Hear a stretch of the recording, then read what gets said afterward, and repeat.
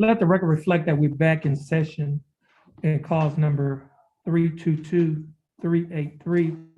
The case is styled the State of Texas versus Benjamin Steele. We have Mr. Steele present in court with his attorney, Attorney Jansen Bailey. We have the State Assistant District Attorneys, Julie Maxey and Daniel Boyd.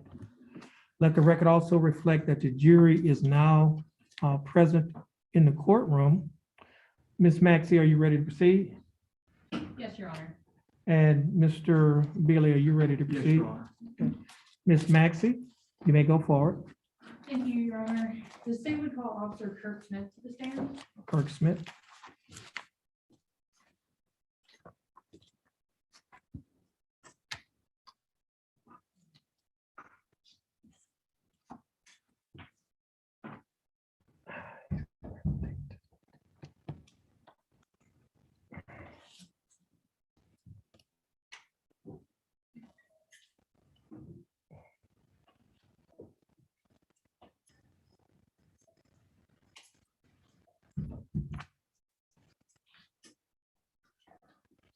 Mr. Bailey. Mrs. Smith, will you stand in front of the, on the X, right here. Sorry. Mr. Porter, change the mic cover.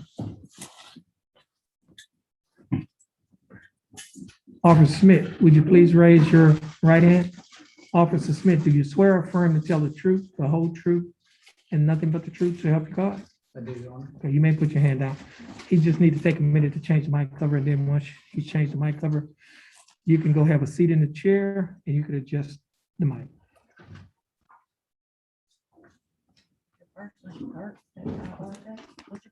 Kirk.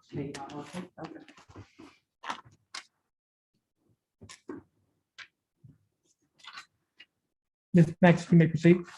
Thank you, sir. State your name for the record. My name is Kirk Lynn Smith Jr.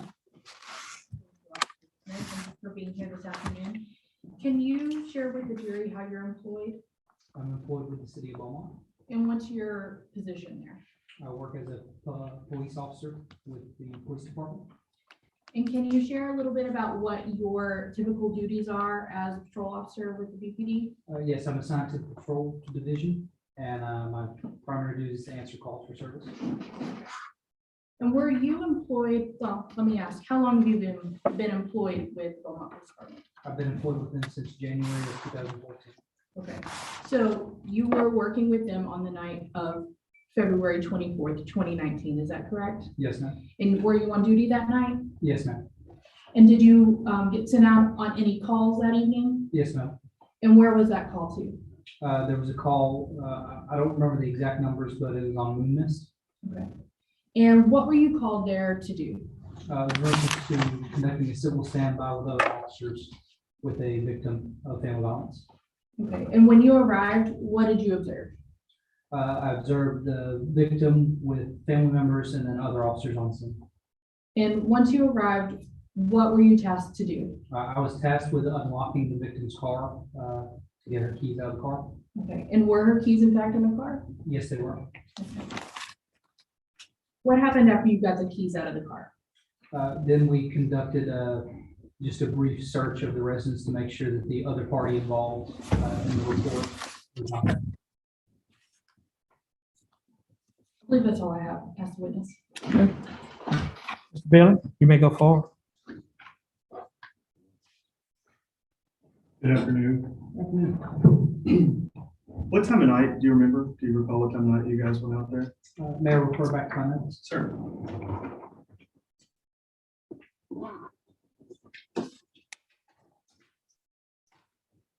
I was dispatched at 2018 hours. Okay, what is that for us people who don't do military time? Sorry, it's at 8:18 p.m. Okay. And you were called out specifically to do the civil standby because you know how to open a car door without a key, right? That's correct. And so you were called out specifically for that point. You weren't called out previously. There were two groups of officers, right? Yes, sir. And you showed up in the second group, correct? Yes, sir. And the only purpose for which you were there were to assist in opening the vehicle, right? Yes, So you have no knowledge of the statement that was told previous or anything like that? You didn't take a statement from anybody? no, sir. And when you refer to the complaint as a victim, we don't know, because you don't even know what the statement was, right? Correct, You don't know the facts. That wasn't your job. That wasn't your duty that night, right? correct. So you unlocked the door and the keys had been in fact locked in the vehicle, right? Yes, sir. Okay, but you don't know how they got locked in the vehicle, do you? No, sir. Okay. That's with us. Ms. Maxey?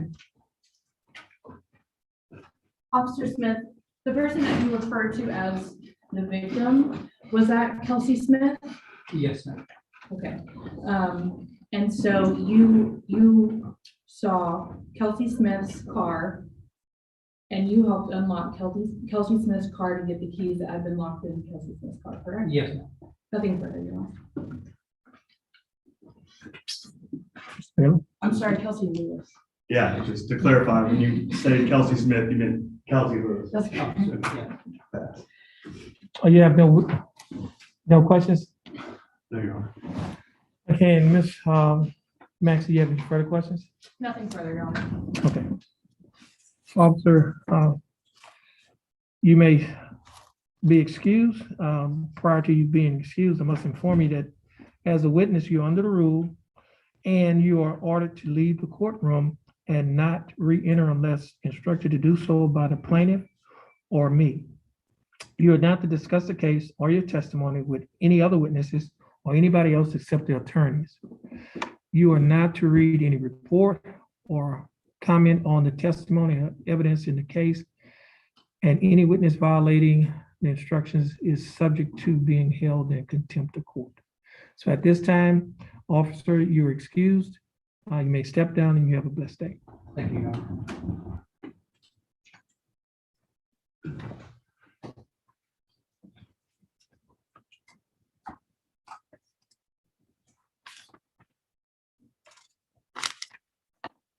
Maxie? Your Honor, the state rests. Mr. Bailey? Your Honor, at this time, I'd like to present some argument outside of the jury. Okay. Ladies and gentlemen of the jury, please follow the bailiff into the hall.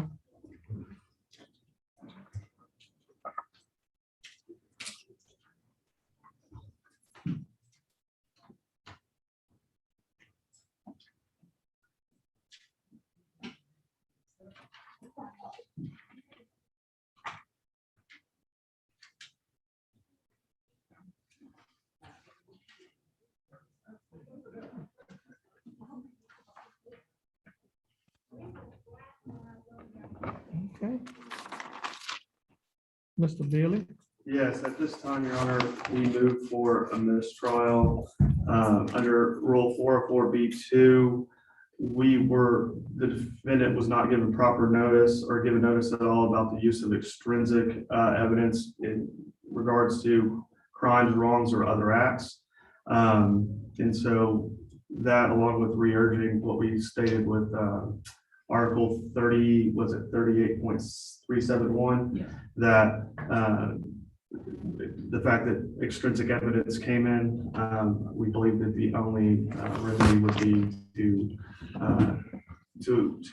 issue a mistrial. That motion will be denied. You did not object when it came in. When what came in? You said extrinsic act came in, you made I made a ruling, and then when testimony came in, there was no objection to the testimony, as I recall. Okay, and if I misremember, I believe that I did, but thank you, Your Honor. Okay. So at this time, you could bring the jury back in.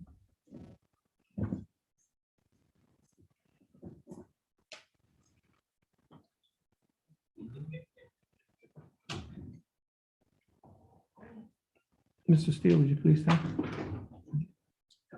Thank you.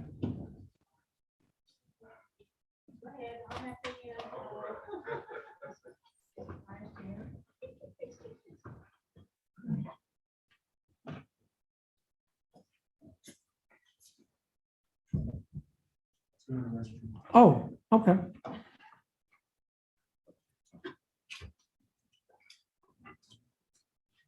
We still in recess.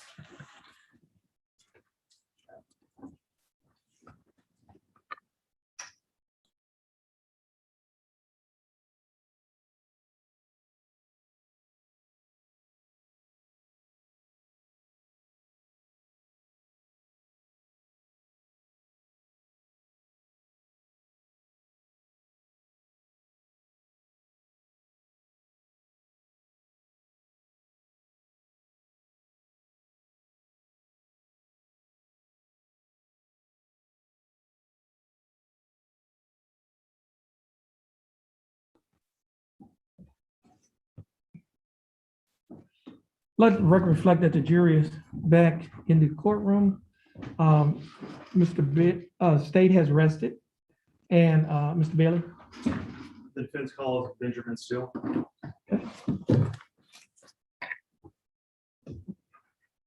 Mr. Steele, would you please raise your right hand?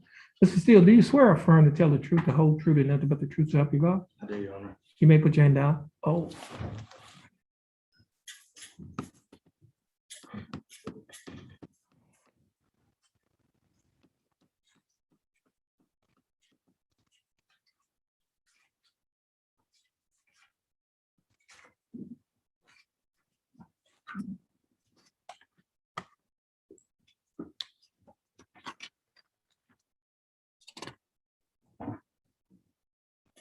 Okay, Mr. Steele, you may take a seat and you can adjust the mic.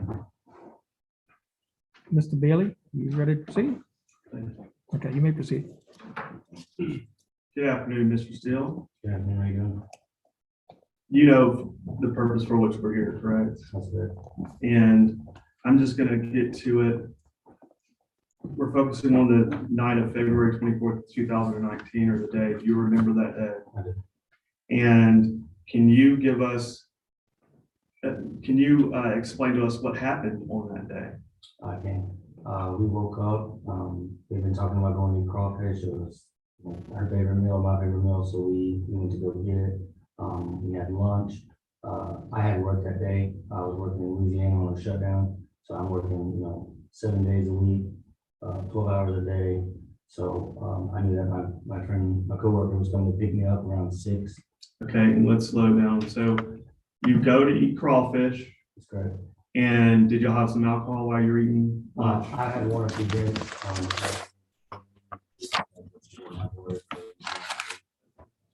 And y'all go home We go home. and kind of, what happens from there? We got home and she was going home that evening, because she had work on Monday. She worked Monday through Friday in Houston, for Kingwood. I got on my dirt bike, rode around the neighborhood for a little bit. As I made a lap, she was flagging me down. She looked upset, so I pulled in, and I pulled in the garage. She's yelling, but it's obviously loud. So, as I was coming in, as she said, allegedly, the dirt bike took her and burned her leg, but I didn't see a burn mark. Okay, let me stop you there. Did you intend to hurt her by, did you intend to burn her or cause any harm to her by driving the dirt bike into the driveway? No, sir. No, sir. And do you know why she was flagging you down? Why was she upset? After I put the dirt bike on the stand, she said that she had locked the keys in the car, because her remote didn't work, so you had to manually lock it. I guess they were in the cup holder, seat, whatever. She just said the keys were unlocked. Could I unlock it? I said, yes. Give me a second. I had to use the restroom. As I was walking inside, she was upset about something I don't remember. She ended up throwing her phone at me. Okay, so you're in the garage. Yes, sir. You're in the garage. You park the dirt bike, you get off. She tells you that she's upset or whatever about the keys being locked in the vehicle. And now her leg is as well as. Okay. And she asked you to unlock it because you know how to, and you said, give me a second to go to the bathroom. And at that point, she threw a phone at you, right? That's correct. I was right by the front door. She was back here. Okay. And what happened from there? I asked her to leave. She said she would leave when she's ready, and she gathered her things. So I went inside to use like I said, the restroom. She was outside for a little bit. I opened the door to see what was going on. She come in, she was yelling, screaming, gathering a few of her things. She didn't have much there. And that's basically it. She went back outside. I gathered my things for work, because like I said, my buddy was coming to pick me up. And that's something I think was, so so your buddy was coming to get you, where was the Jeep parked at? It was behind my truck. We were riding together because it's an hour away. So, I'm not sure where to packing my truck up to work, because I don't get to work till 7 p.m. What time of day was all this? This was probably about 1:30. Okay. And so did you ever assault your girlfriend at the time, Kelsey Lewis? I did not. Did you punch her in the face? I most certainly did not. Did you kick her in the head? I did not. Did you push her down? I did not. After you told her to leave and did she get her dog? That was later. She was outside. She had come back inside. I opened the door to see what she was doing. That's when she was coming in. The garage door was open the whole time, so I'm not really sure why, but she was coming in. She was gathering a few other things, got her dog, walked back outside. And that's when I guess she went next door and used the phone. Do you feel as though intoxication played a role in it? For her? I do, so. Okay, and what time did you have to be at work? We work at 6:30ish, but we usually get there around 5, so Okay, we get this food, you know. so after she leaves, or as far as you know, she leaves, what did you do? Well, we just went outside. I just gathered my stuff for work, took a nap for about an hour and a half, and then I got up, and that's when my buddy had come to get me. I hadn't talked to her since, I haven't seen her, when she walked back out, and I just assumed was outside. I gathered my stuff, laid down, took an hour and a half nap. Trevor came and got me, I went to work, I haven't seen her. Okay, and is this the first time you heard the allegation that you broke her nose? This is Okay, not, well, and 2 other times. this time we're talking specifically about this instance, what happened on February 24th, or didn't happen? Yes, sir, this is the first I've heard any of it. And do you know why? And if you don't, that's fine. Do you know why she's not telling the truth? I have no idea. Okay, pass the witness. Ms. Maxey.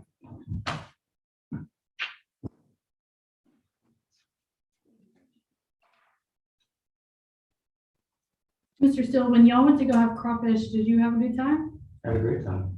And so when you came back and she ended up with a busted nose, how did that occur? Where did she have a busted nose at? It was her testimony that her nose was busted. I didn't see a busted nose, nor did I strike her, so I'm not sure what.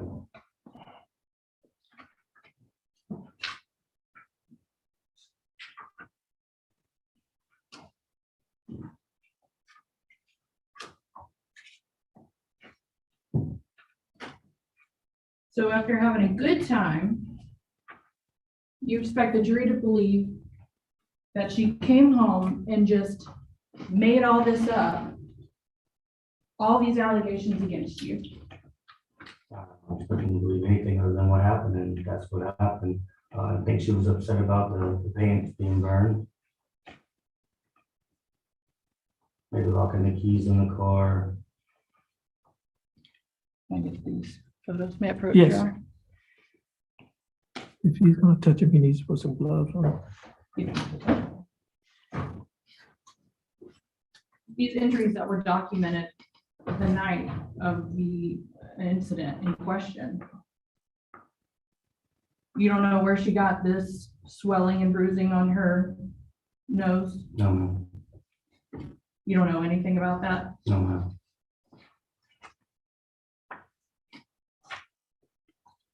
What about these bruises on her knee? No, ma'am. Did she get them having a good time eating crawfish? No, I don't think I have no idea. I never saw them. If you were going to get the keys out of the car, well, you never got the keys out of the car, did you? No, ma'am. But you said you were gonna get the keys out of the car, I said I would use the restroom and then I would do that as well. and then you just never did it. That's correct. And, and, and your story is that then just nothing happened and she has magical injuries as a result. That's not my told you myself. So.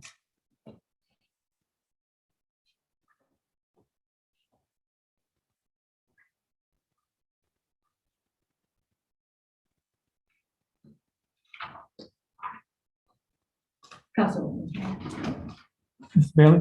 No further questions, Your Honor. Okay. Steele, you may step down. Thank you, Your Honor.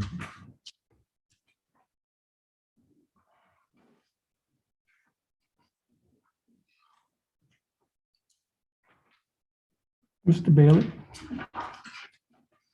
At this time, Your Honor, the defense rests. Okay. Hey, do you have a rebuttal testimony? No, Your Honor. Okay. Okay, ladies and gentlemen of the jury, at this time, we're gonna ask that you step in the hallway. There are some legal matters that we must attend to outside of the jury's presence. Now, if you need to use restroom or anything, you can do that. Again, we have some coffee. I don't know if any of you are coffee drinkers, especially at this time of day, but if you are, we have some coffee for you as well. So at this time, you'll be in the hands of the bailiff.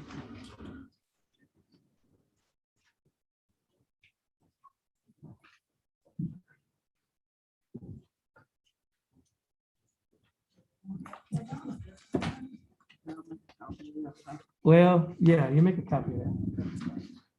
You can take a look at that.